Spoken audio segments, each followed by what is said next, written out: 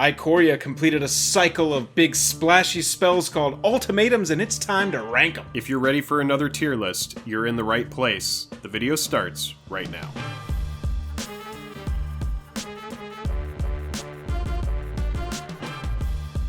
Special thanks to our Patreon supporters who power our channel. Check out our Patreon for monthly giveaways, exclusive content, and even a starring role in our fan fight series. Link in the description below. Hello and welcome to the day. Thank you for spending your time with us. I'm Jake. I'm Joel. Welcome back to another episode of Jake and Joel Are Magic. We have got the Ultimatums tier list today, but first, if you like the video by the end of it and you want to see more like it, hit that like button, hit that subscribe button. That's the best way to communicate with us. It's the best way to support the channel as we continue to grow. We've got some ultimatums to talk about. Ikoria, Lair of Behemoths has brought 5 new ultimatums. They have completed the shards. Let's go ahead and talk about these cards. We've got 10 fun cards to talk about today. Jake, up first we've got Brilliant Ultimatum. So we've got Esper colors for this ultimatum. As you know, they are all 2 of one, 3 of one, and then 2 of another.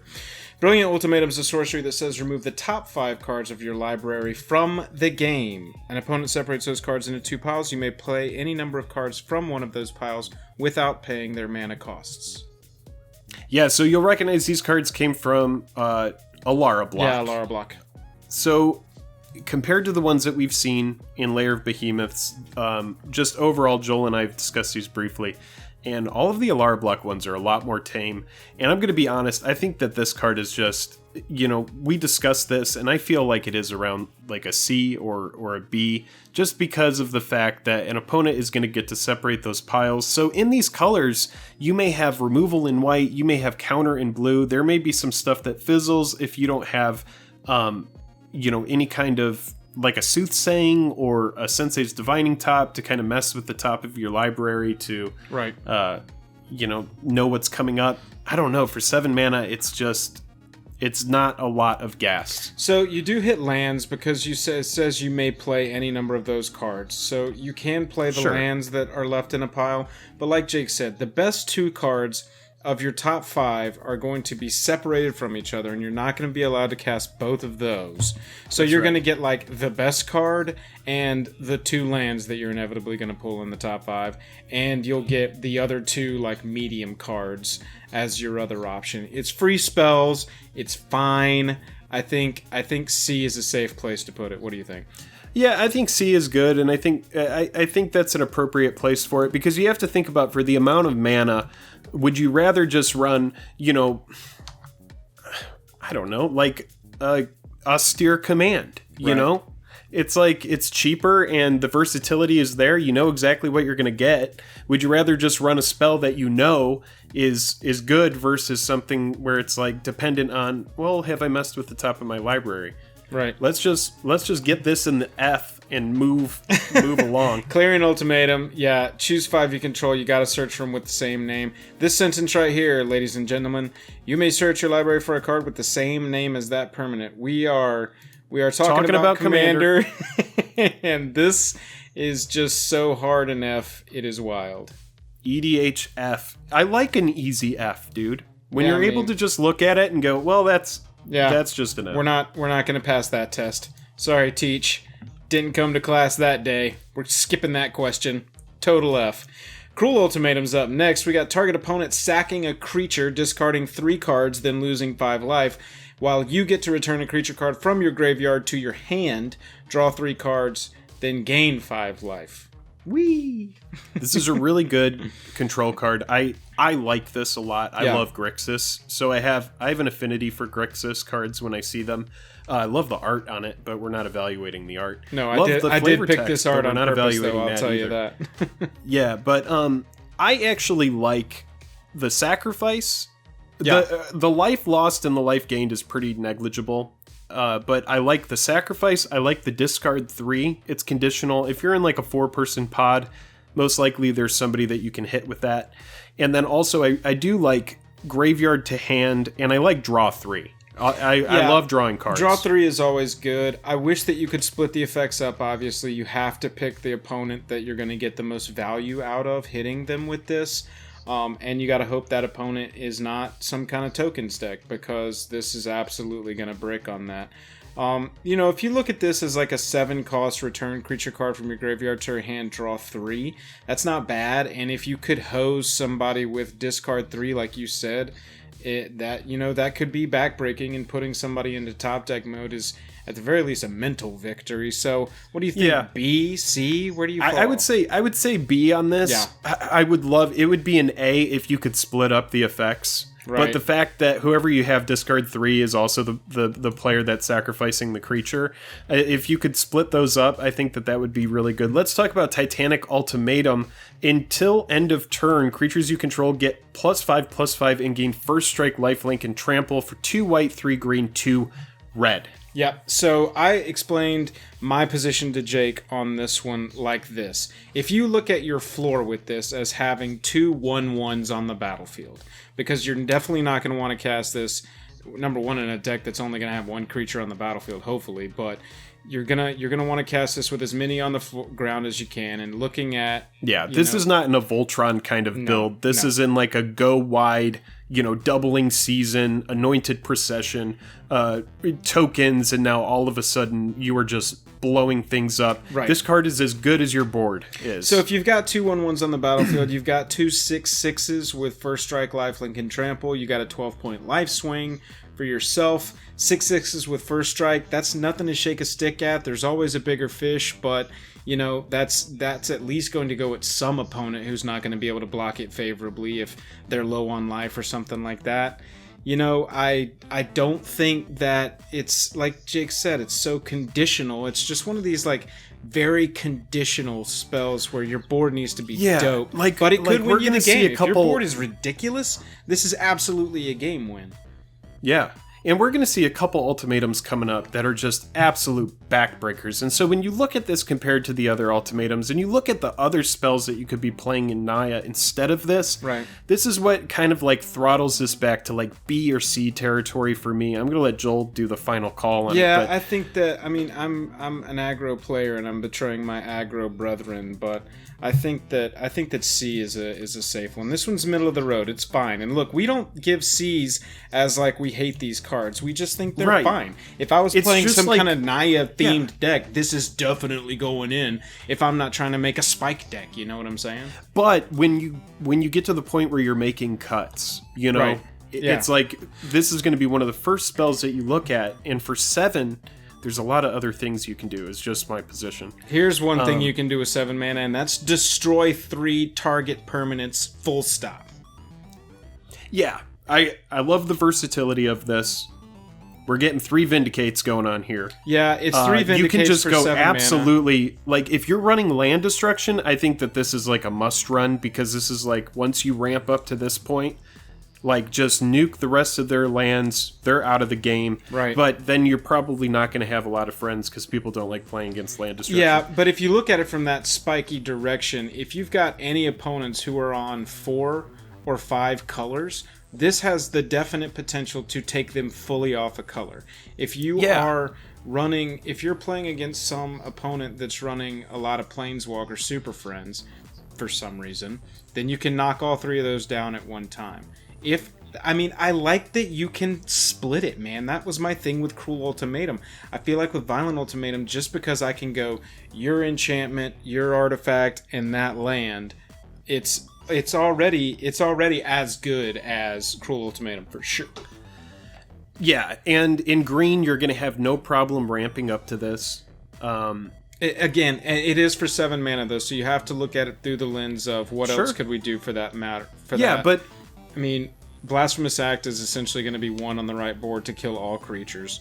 The black board wipe that I can't think of the name of right now. Damnation. Damnation is going to do it for 4. You can destroy all enchantments easily for a single green or 2 green mana.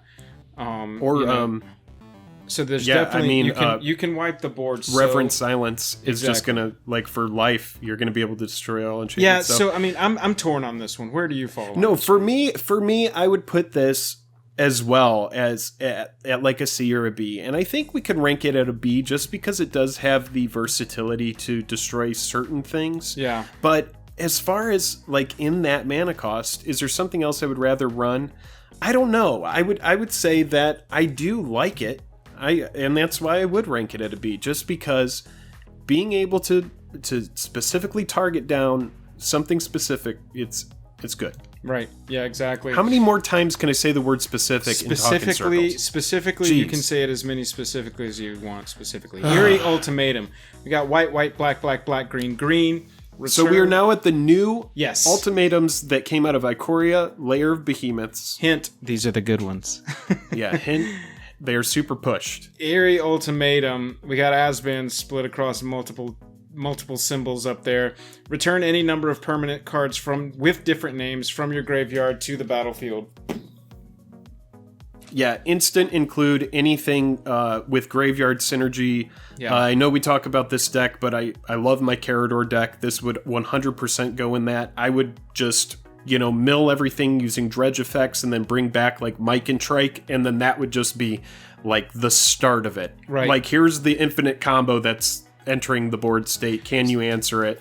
And then alongside a absolute sludge of other big else. splashing shit. Acidic slimes to murder things. You're bringing your Skoos Shieldred, out to kill graveyards. Elish Norn, right. Just like whatever. And that's we're talking about a scenario though where you've gotten your graveyard full and you ain't been bajuka-bogged. So I think that while this card is obviously powerful and pushed, I would give it an A because it does rely on one other thing going very well for you. Yeah, I mean, when you're playing stuff like Golgari Grave Troll and Stinkweed Imp and Life from the Loam, you're able to just like throw tons and tons and tons of cards into the graveyard very quickly. And so if you can ramp into the Eerie Ultimatum, I can absolutely see it closing out a game, but you're absolutely right. As soon as you get hit with a Tormod's Crypt or any kind of, sadistic sacrament can pick it apart as well, just like anybody who's running that kind of disruption. But I don't think that just because the card folds to Graveyard Hate that we can't rank it highly. I do agree with it as an A. Yeah. Let's talk about another amazing card, Emergent Ultimatum. Yeah. 2 blue, 3 green, 2 black. Sorcery. You should know all the ultimatums are sorceries. Search your library for up to 3 monocolored cards with different names and exile them. An opponent chooses one of those cards, shuffle that card into your library. You may cast the other cards without paying their mana costs. Exile Emergent Ultimatum. So Jake absolutely put me in a mindset with this card that I can't deny anymore. Emergent Ultimatum. Go get 2 combo pieces to go infinite and win the game and a demonic tutor. So it's do you give them the tutor to go get the piece that you're not giving them, or do you just go get the give them the infinite combo? I mean, it's damned if you do, damned if you don't. You should be building this if this is a mean spike deck that you're playing, which, I mean, you chose black, green, and blue for your colors in EDH, so you know what you're doing already. Probably so. Yeah. This card should win you the game, full stop. Yeah, it's very, very, very good. Obviously, you have blue, you have green, so you have ramp, you have counter spells to protect yourself. Right. This should be like go grab 2 cards. Again, we just said it in the previous, but you could grab Mikaeus and Triskelion and just like demonic tutor and go be like, here's my infinite combo. Yeah. Or you're gonna give me the tutor, and next turn I'm gonna go grab the piece that got left out. Or, I mean, there's situations where you already have combo pieces, and now you have a combo piece on the board, and now you're grabbing, a demonic tutor, a counter spell, and the other combo piece. Yeah. So Jake, when your floor with this is like, go grab 2 dope creatures and Tooth and Claw. Like go grab a Force of Will. When I see a good card, I'm like, yeah, this card is really good. It's bonkers. I would rank it at S. This is where I think God it gets exiled because it is very, very strong. Oh, right. Yeah, I mean, I guess we should mention the Eerie Ultimatum we already know it's really good. It's an A, but it doesn't even get exiled. So if you can get that one back somehow, it can even be worse. But yeah, I think that Emergent is a house. I think it should win you the game. Let's look at Genesis Ultimatum. Green, green, blue, blue, blue, red, red for a sorcery. Look at the top 5 cards of your library. Put any number of permanent cards from among them onto the battlefield and the rest into your hand. This is one of those that I fence myself on, man, because it's like any number of permanents, sure, but we're playing Teamer. Are we just running permanents in that deck? Maybe. I mean, why would we run Genesis Ultimatum if we're not going to want to try and hit 5 permanents consistently? This is another one where it's like, if you don't have something like Sensei's Divining Top or Soothsaying online to look at the top X cards, if you have like Soothsaying and you're able to rearrange, your top 5 so that when you cast this, everything is a hit, then, good for you. That's excellent. But I think there's some situations where this is just going to be kind of a miss. However, put any number of permanent cards from among them onto the battlefield and the rest into your hand. You do get the cards that you're getting the cards. Yeah, so anything that doesn't, 5. Yeah, I think it's very strong, because if you do hit something like an Eldrazi, it's just going to hit the battlefield, which is just absolutely busted. You get the lands too. It's not non-land permanents. So with that considered, I would put this at a B. Yeah. I'm with you on teetering on an A because of blue, and I'm sure that there's some things that we're not seeing about it. But it's so close to an A for me. I just don't like that stuff that you Well, why don't you put it at B+? on. We never put everything at B+. We can put it right in the middle. Yeah, that's fine. I'm always hesitant, but yeah, fine. B+, you guys. You bullied him into making it a B+, okay? Apologize to Jake. B+ is good. All right, let's talk about this card. Inspired Ultimatum. Yes. Blue, 2 blue. white. Red, red, red. Jeez. Target player gains 5 life. Womp. Inspired Ultimatum deals 5 damage to any target. Okay. Then you draw 5 cards. Cool. So this one goes from crap to solid. I like it. Does start off rough. I do like drawing 5.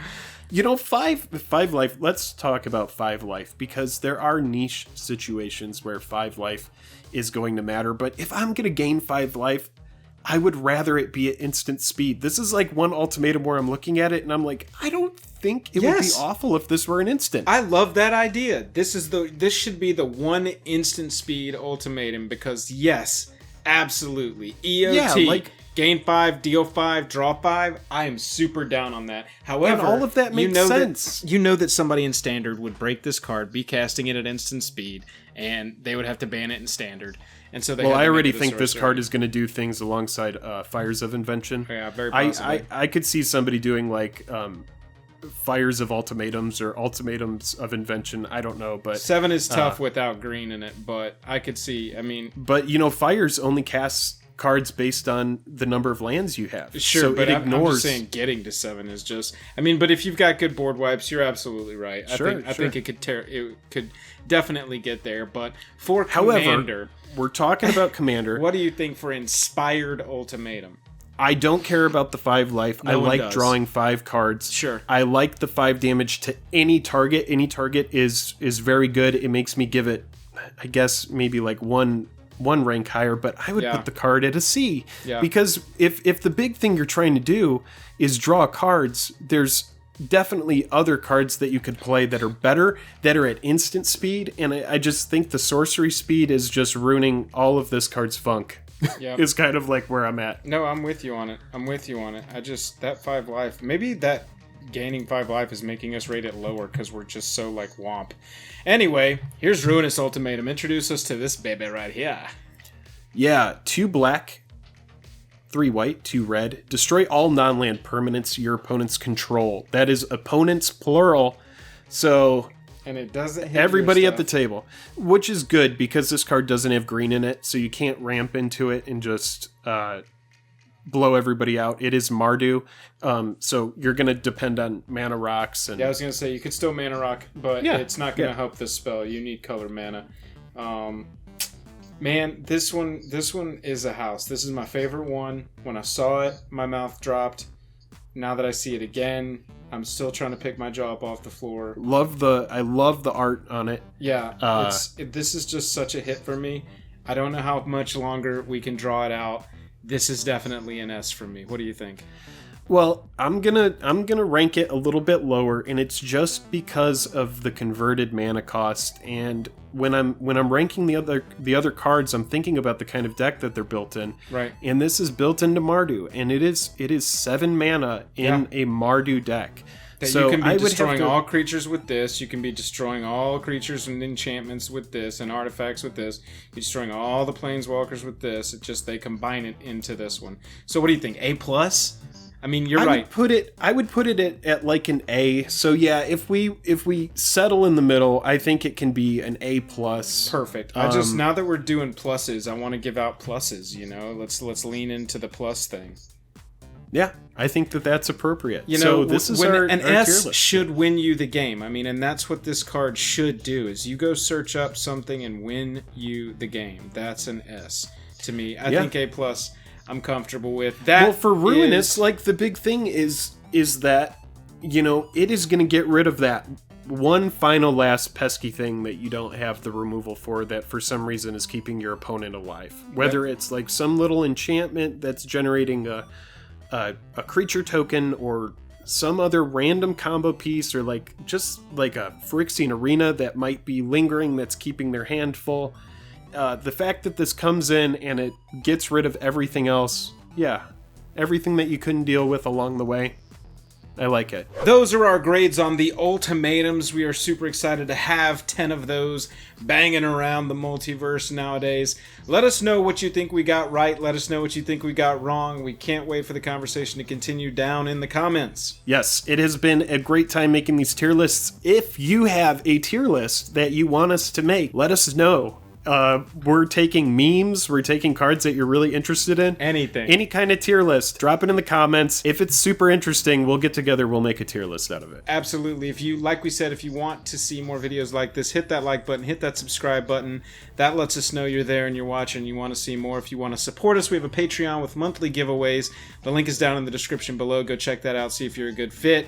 And if you want to hang out, we're streaming most Tuesdays and Thursdays over on Twitch. Jake, I'm tapped out. That's it. How do I follow that up? I don't know, man. I'm sorry. I didn't know I was going to drop the singing on you today.